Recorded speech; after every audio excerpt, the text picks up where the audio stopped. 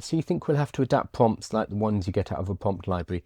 Yes and no. Prompt libraries should be a living thing. This is why I don't sell prompts. You always have to tweak it to the model. More important is the skill of working with an AI rather than just copy pasting prompts. A well-written prompt has enough context to provide information to a model, regardless of the model.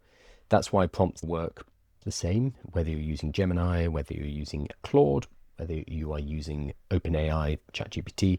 There's a few weird little tweaks like, oh God, I've forgotten it already, where you add the supporting evidence. On Claude, you add it below. You give instructions and you add supporting documents. In ChatGPT, so I would say in terms of your prompts, just test them in 5.1 and see if they need tweaking. Probably not. I don't think this is big enough of a shift to really change that much. What I think they're doing with this model is working on the personality. This is tied to the question of GPT 4.0 versus GPT 5 and them trying to balance it out. On Twitter or Reddit discussion, the discourse is basically some people who love 4.0 and think it's wonderful and think it's a crime that OpenAI replaced it. And other people are saying, no, we need a smarter model. We don't want one that gasses you up. So release 5.1 is mainly to balance that narrative. I don't think there are any large increases in its intelligence or what it can do. Normally when they release a new model, they're like, look how much better at coding it is. They haven't really bothered doing that with this one. They're saying it's smarter, but they haven't put out benchmarks. So I don't think its intelligence has increased that much.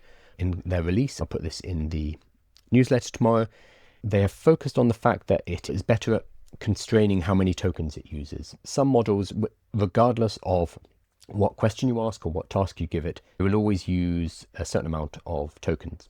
They've upgraded GPT-5 to make it more efficient and easier to use. It adapts its thinking time to the question, spending more time on complex problems while responding more quickly to simpler ones. More thorough answers for difficult requests and less waiting for simple ones. Now that's an actual improvement. I didn't personally use the thinking mode because it took so long previously. There were very few tasks where I needed it to think that long. If it was a task like that, I'd send it to Claude, turn on extended thinking and let it go for 20-30 minutes because I needed detail. They've made GPT 5.1 faster. I haven't tested it enough. The other updates are about personality. Coming back to your question about the prompts will still work.